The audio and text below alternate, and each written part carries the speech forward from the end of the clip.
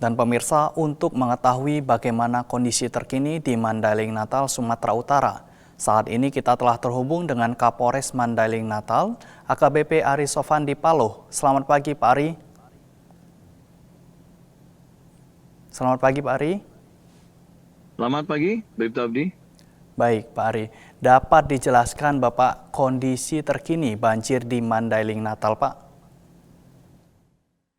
Ya, terima kasih. Selamat pagi, Bribtu Abdi. Kita melaporkan dari wilayah hukum Polres Mandailing Natal. Berdasarkan keterangan update terbaru, mulai dari kemarin sore sampai dengan tadi pagi, untuk wilayah di Mandailing Natal ini ada 16 kecamatan yang terdampak. Ada 14 kecamatan masuk dalam kategori dampak bencana banjir, sementara 2 terkait longsor, terutama di 2 kecamatan, yaitu Kecamatan Muara Sipongi dan Kecamatan Batang Natal yang mengalami dampak longsor. Jalur lintas tengah dari arah penyambungan menuju Pantai Barat, yang sebagaimana kita saksikan tadi di video. Yang pertama kali kita coba tembus dengan menggunakan kendaraan roda 4, terutama yang berpenggerak 4 roda. Pada hari Jumat pertama kali kita usahakan tembus dengan bergabung dengan pemerintah kabupaten untuk kita salurkan bahan bantuan sembako dan juga bahan makanan. Dan untuk saat ini di lokasi terutama Pantai Barat yang tadi disebutkan banjir, saat ini kondisinya sudah mulai surut, terutama di Kecamatan Muara Batang Gadis yang paling banyak terdampak terisolir.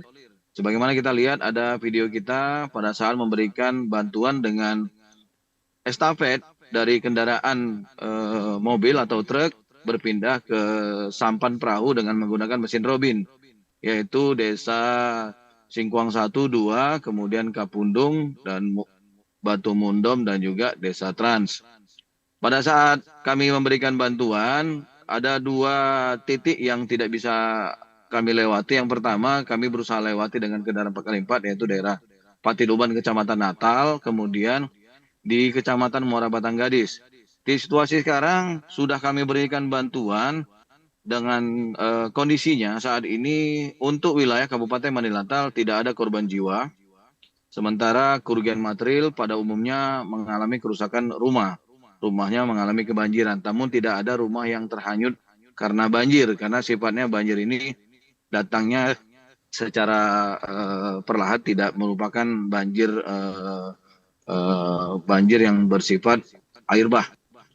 Kemudian pengungsi saat ini sampai dengan kemarin yang sudah kembali lagi yaitu ada 518 jiwa. Sementara bantuan yang sudah kita salurkan berupa beras 13.995 kg, mie instan 1.087 dus, dan minyak goreng 1.852 liter, dan berikut barang lainnya. Sementara untuk stok kita di Posko Induk Tanggap Bencana Pemkab Kabupaten Madinah, itu sudah ada kurang lebih beras 25 karung ukuran 5 dan 10 serta 50 kg. Sementara itu, untuk personil kita, pada saat kita turun ke lapangan, kita libatkan semua personil dari Polres Mandailing Natal untuk pada saat kejadian kita mengevakuasi terutama wilayah banjir di Kecamatan Siabu. Karena Kecamatan Siabu ini dengan perjalanan dari posko ulang Mako Polres berjarak kurang lebih 30 sampai 45 menit. Jadi pada saat kejadian kami himbau kepada masyarakat untuk meninggalkan rumah dan itu menggunakan kendaraan-kendaraan dari Polres Madinah. Sementara itu, Mas. Baik, kemudian pada saat awal mulai terjadi banjir, adakah wilayah jalan yang sempat terputus dan terisolir, Pak? Ya, pada saat kejadian mulai dari hari Jumat, mulai dari hari Selasa sampai dengan hari Jumat, itu daerah Muara Batang Gadis terisolir, tidak bisa tersentuh dikarenakan menggunakan perahu, semua wilayahnya tertutup oleh air. Sehingga bantuan yang kami berikan, kami laksanakan secara estafet. Dan pada hari keempat dan hari kelima, kami memberikan bantuan tersebut dengan menggunakan sampan perahu robin dan juga bantuan sampan karet atau perahu karet dengan bermesin dari BPBD Pemerintah Kabupaten Mandailing Natal. Demikian, Bribtu Abdi. Baik, adakah pendirian dapur umum untuk para warga, Pak? Audionya kurang jelas, Pak.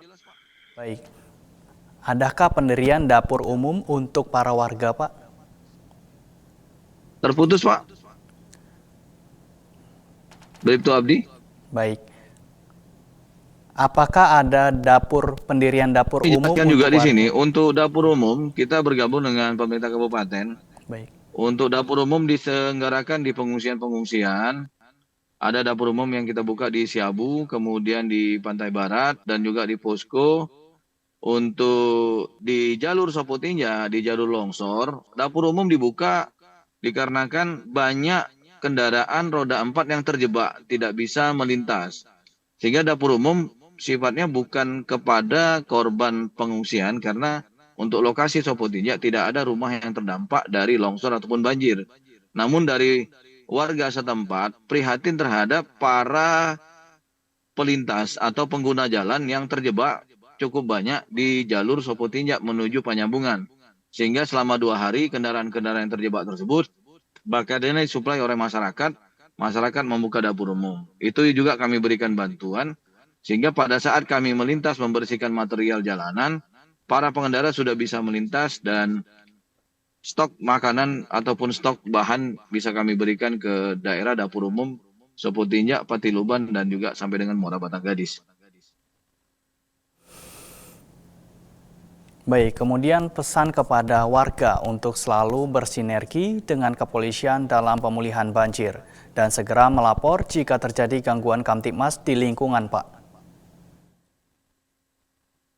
Saat ini bisa kami jelaskan, memang saat ini sudah pasca banjir. Untuk wilayah kita ini bisa dibilang pada hari ini warga yang terdampak dari banjir sudah pada kembali ke rumah masing-masing.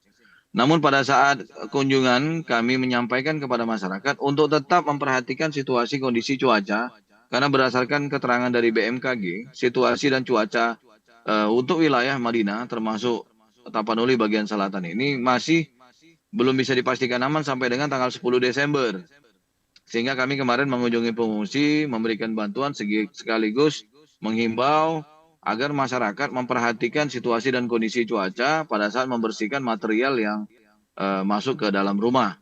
Kemudian per hari ini sudah 3 hari kami melaksanakan bantuan pengamanan pendistribusian SPBU, di mana terjadi lonjakan pengisian yang cukup panjang sampai antrian mencapai 10 km. Sehingga situasi dan kondisi psikologis masyarakat yang berdesak-desakan sering membangkitkan emosi yang terkadang mengganggu ketertiban masyarakat itu sendiri.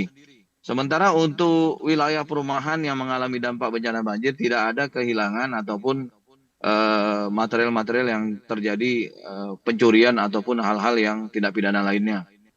Sehingga fokus pasca banjir saat ini selain memberikan bantuan kesehatan, bantuan makanan, Polres Mandailing Natal fokus terhadap pendistribusian BBM yang kelangkaan ini disebabkan karena jalur depo Sibolga Tapanuli Tengah putus untuk menyampai ke Mandailing Natal.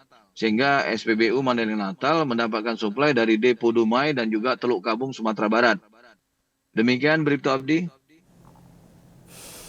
Baik, terima kasih Kapolres Mandailing Natal AKBP Ari Sofandi Paloh telah bergabung bersama kami di Polri TV. Selamat pagi dan salam presisi, Pak. Terima kasih, selamat pagi, salam presisi Bribtu Abdi.